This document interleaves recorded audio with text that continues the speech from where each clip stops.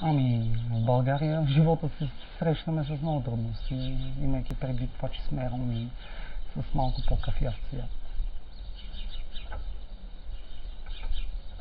Казвам се Даниел Методиев, на 35 години съм, женен с 4 деца, 2 момчета и 2 момиченца, 3 от тях ученици.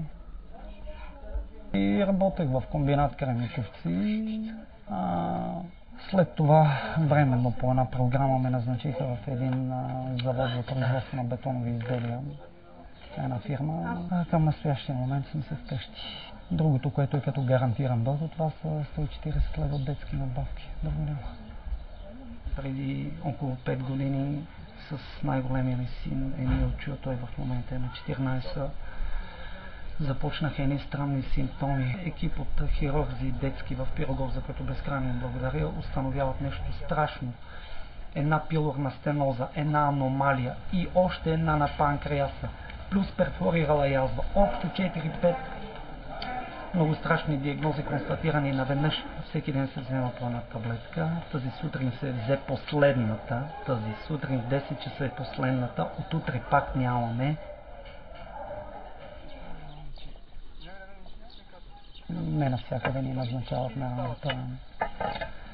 Дори в училище отношението на преподавателите към децата е малко по-различно. Нямам точно идеята за какво всички ни поставят по този знаменател и си въобразяват, че всички сме нечистоплотни, неграмотни, крадливи и така нататък.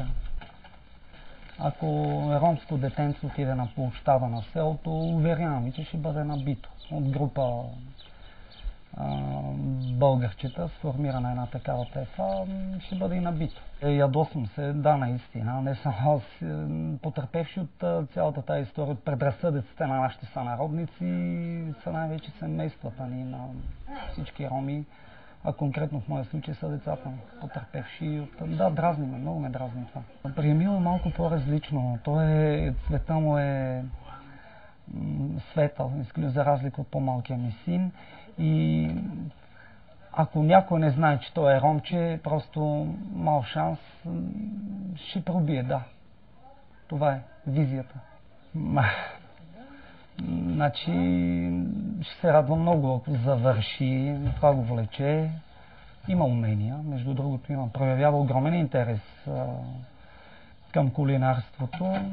Иска да работи като главен готвач в голям ресторант или голям хотел. Страдам, вътре в мене си страдам, да, защото не мога да осигуря това, което искат децата ми.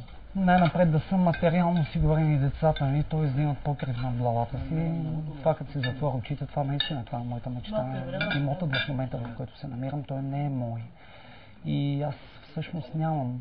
Бих искал да живея в държава такава, която не се гледа на цвета на кожата, а на човека.